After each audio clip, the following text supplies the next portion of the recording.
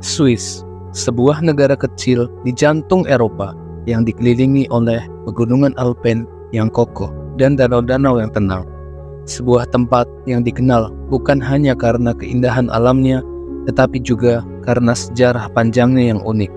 Di tengah-tengah gejolak peperangan yang melanda benua ini, Swiss tetap berdiri kokoh, netral, tidak tersentuh oleh kekuatan besar yang berkali-kali mengguncang Eropa. Bagaimana mungkin sebuah negara kecil tanpa angkatan bersenjata besar atau ambisi ekspansionis mampu bertahan dari ancaman luar dan menjaga netralitasnya selama berabad-abad?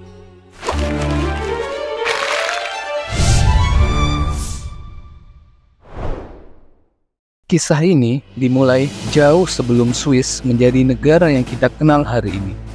Pada awalnya, wilayah yang kini dikenal sebagai Swiss merupakan bagian dari Kekaisaran Romawi Suci. Wilayah pegunungan yang terjal ini dihuni oleh berbagai suku yang hidup dari pertanian, perburuan, dan perdagangan kecil-kecilan.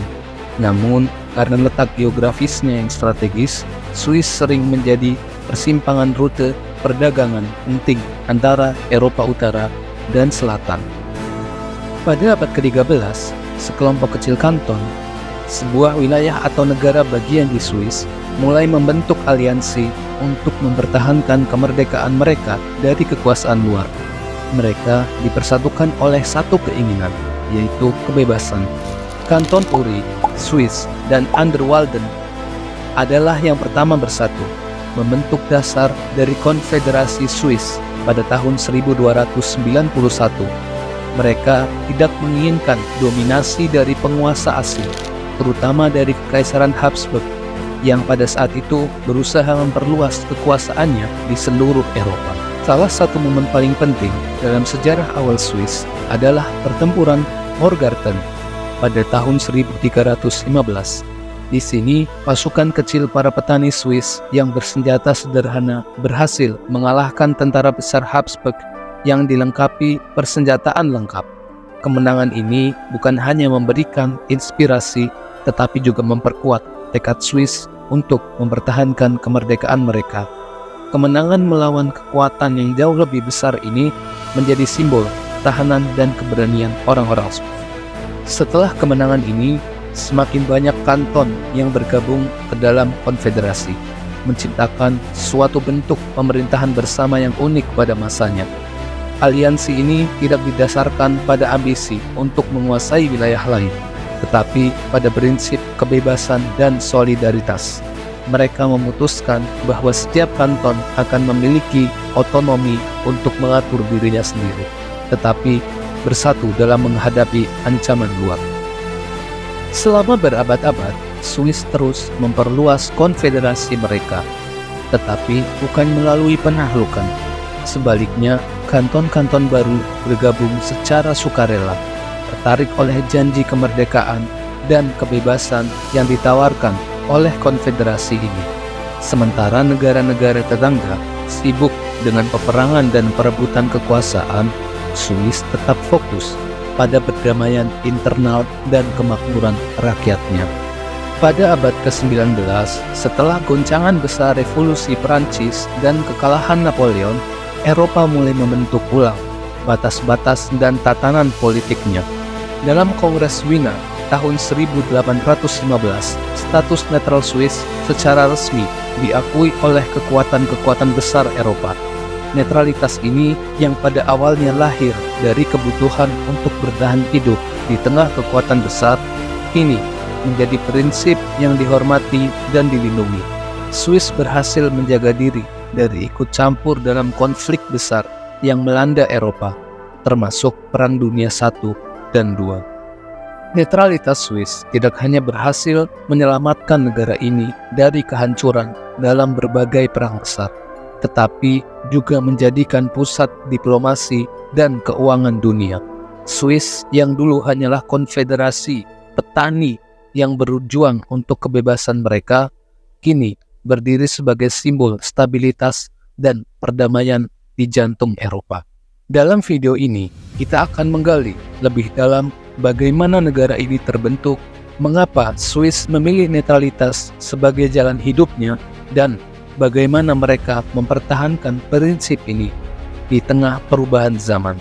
Dari awal yang sederhana sebagai konfederasi petani hingga menjadi salah satu negara paling maju dan damai di dunia. Kisah Swiss adalah kisah tentang ketahanan, kebebasan, dan netralitas. Jadi, bagaimana Swiss bisa mencapai statusnya yang luar biasa ini? Mari kita mulai dengan melihat lebih dalam tentang bagaimana Konfederasi Swiss pertama kali berdiri dan mengapa kebebasan menjadi nilai yang sangat dijaga oleh bangsa ini. Seiring berjalannya waktu, Konfederasi Swiss terus berkembang. Wilayah-wilayah baru bergabung. Menarik karena sistem otonomi lokal yang ditawarkan. Setiap kanton memiliki hak untuk mengatur dirinya sendiri, tetapi mereka juga bersatu dalam membela kebebasan dan kemerdekaan mereka. Pada abad ke-16, Swiss sudah memiliki 13 kanton yang berdaulat, namun bersatu dalam semangat kebebasan yang sama. Namun, di balik kedamaian internal ini, Swiss tidak sepenuhnya terhindar dari konflik. Salah satu titik balik yang menentukan dalam sejarah militer Swiss adalah pertempuran Marignano pada tahun 1515. Dalam perang ini, Swiss terlibat dalam konflik besar antara Perancis dan Italia. Dan meskipun mereka terkenal sebagai pasukan pejalan kaki yang tangguh, mereka mengalami kekalahan besar. Setelah pertempuran ini, Swiss mulai mengadopsi kebijakan yang akan mengubah jalannya sejarah mereka, yaitu kebijakan netralitas.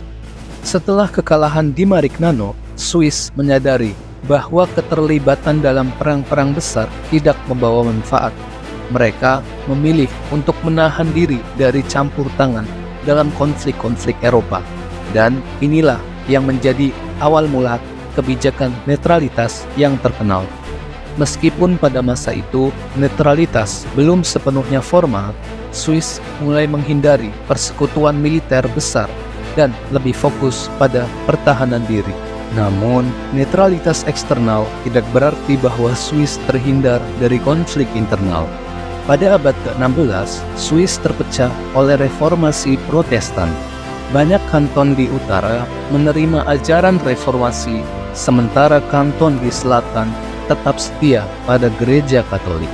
Perpecahan agama ini menyebabkan ketegangan yang mendalam di dalam Swiss, hingga memicu perang saudara singkat yang dikenal sebagai Perang Kapeller pada tahun 1531. Meskipun ketegangan agama tersebut menimbulkan perpecahan, Swiss berhasil menemukan solusi damai melalui diplomasi dan negosiasi internal. Kanton-kanton Protestan dan Katolik sepakat untuk hidup berdampingan dalam otonomi masing-masing, yang kemudian menjadi landasan bagi sistem federalisme Swiss yang kita kenal saat ini. Federalisme ini memungkinkan perbedaan agama dan budaya hidup berdampingan di bawah satu payung yang sama. Ketika seluruh Eropa dilanda perang pada abad ke-17 dan 18, Swiss tetap setia pada jalur netralitasnya.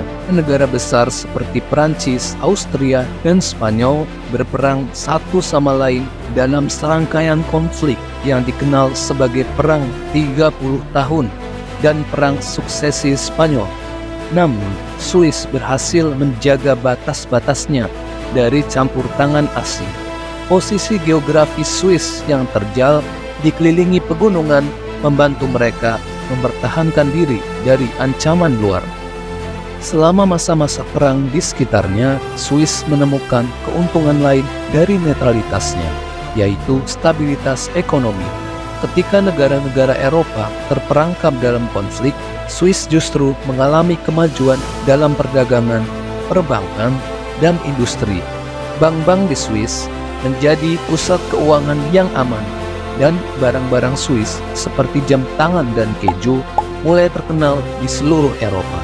Kedamaian yang dijaga dengan ketat memungkinkan Swiss mengembangkan kemakmuran tanpa ancaman invasi. Namun, meskipun Swiss berhasil mempertahankan netralitas selama berabad-abad, mereka tidak sepenuhnya kebal terhadap pengaruh kekuatan besar di sekitarnya. Pada akhir abad ke-18, ketika revolusi Prancis mengguncang Eropa, bahkan Swiss tidak dapat menghindari dampaknya. Pasukan Napoleon memasuki Swiss pada tahun 1798, mendirikan Republik Helvetia dan mengubah sistem konfederasi menjadi negara yang lebih tersentralisasi. Meskipun pendudukan Napoleon membawa perubahan besar pada sistem pemerintahan Swiss, periode ini tidak berlangsung lama. Setelah kejatuhan Napoleon, Swiss kembali ke sistem konfederasi yang lebih terdesentralisasi pada tahun 1815 dengan perjanjian di Kongres Wina yang menjamin status netralitas Swiss secara resmi. Ini adalah tonggak penting dalam sejarah Swiss, karena setelah perjanjian ini, Swiss tidak lagi terlibat dalam konflik militer besar. Dari sini, netralitas Swiss tidak lagi hanya kebijakan taktis untuk menghindari perang, tetapi menjadi prinsip dasar diplomasi Swiss. Pada Kongres Wina, para kekuatan besar Eropa menyepakati bahwa Swiss harus tetap netral, sebuah status yang dihormati hingga hari ini. Swiss kemudian memainkan peran penting dalam diplomasi internasional, terutama sebagai mediator dan tuan rumah negosiasi damai. Pada abad ke-20, ketika dua perang dunia melanda Eropa, Swiss tetap berpegang teguh pada netralitasnya. Meskipun dikelilingi oleh negara-negara yang berperang, Swiss tidak pernah diserang dan berhasil melindungi wilayah serta rakyatnya dari kehancuran.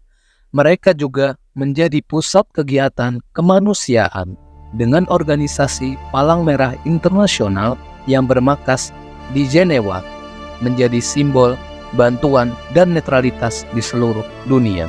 Dalam dunia yang penuh dengan perubahan, Swiss tetap menjadi contoh yang unik, sebuah negara kecil yang meski dikelilingi oleh kekuatan besar dan seringkali berada di persimpangan sejarah Eropa, mampu menjaga netralitasnya selama berabad-abad. Ini bukan karena kekuatan militer yang luar biasa, tetapi karena kecerdasan diplomatik, solidaritas internal, dan komitmen yang teguh terhadap kebebasan dan kedaulatan. Netralitas Swiss yang awalnya hanya strategi untuk bertahan hidup di tengah kekuatan besar telah berkembang menjadi prinsip yang dihormati secara global. Peran mereka sebagai mediator, tuan rumah negosiasi internasional, dan tempat bagi organisasi kemanusiaan seperti Palang Merah menunjukkan bagaimana Swiss telah membawa nilai-nilai ini ke panggung dunia. Bahkan dalam masa-masa tergelap Perang Dunia, Swiss tetap berdiri sebagai simbol perdamaian. Namun, lebih dari sekedar sebuah kebijakan luar negeri, netralitas Swiss adalah bagian dari identitas nasional mereka. Bagi Swiss, netralitas bukan berarti ketidakpedulian. Sebaliknya, netralitas adalah tentang komitmen untuk menjaga perdamaian, kesejahteraan rakyat, dan kehormatan sebagai tempat di mana konflik dapat diselesaikan melalui dialog dan diplomasi. Hari ini, Swiss terus memainkan peran yang signifikan di dunia. Dengan posisi mereka yang netral, Swiss berhasil menjaga stabilitas dan menjadi pusat ekonomi serta diplomasi global. Sistem demokrasi langsung dan federalisme mereka memungkinkan masyarakat yang beragam untuk hidup berdampingan secara damai. Sementara netralitas tetap menjadi salah satu prinsip paling penting dalam hubungan internasional mereka. Kisah Swiss adalah kisah tentang bagaimana sebuah negara kecil di tengah-tengah kekacauan dunia dapat memilih jalan yang berbeda. Netralitas mereka bukan hanya tentang menghindari konflik, tetapi tentang membangun perdamaian dan stabilitas di tengah ketidakpastian. Ini adalah pelajaran penting bagi dunia yang penuh tantangan hari ini. bahwa di tengah badai selalu ada jalan untuk memilih damai. Dari perjuangan awal untuk kebebasan melalui tantangan internal dan eksternal hingga menjadi lambang stabilitas global, Swiss telah membuktikan bahwa ukuran bukanlah segalanya. Sebuah negara yang dibangun di atas dasar persatuan, kebebasan, dan netralitas telah menjadi mercusuar perdamaian di tengah dunia yang terus berubah. Dan dengan itu, Swiss memberikan kita semua pelajaran berharga bahwa kedamaian adalah pilihan yang harus diperjuangkan, dipertahankan, dan dihargai. Terima kasih telah menonton. Jangan lupa untuk subscribe untuk video sejarah Eropa lainnya. Sampai jumpa di video berikutnya. Ciao.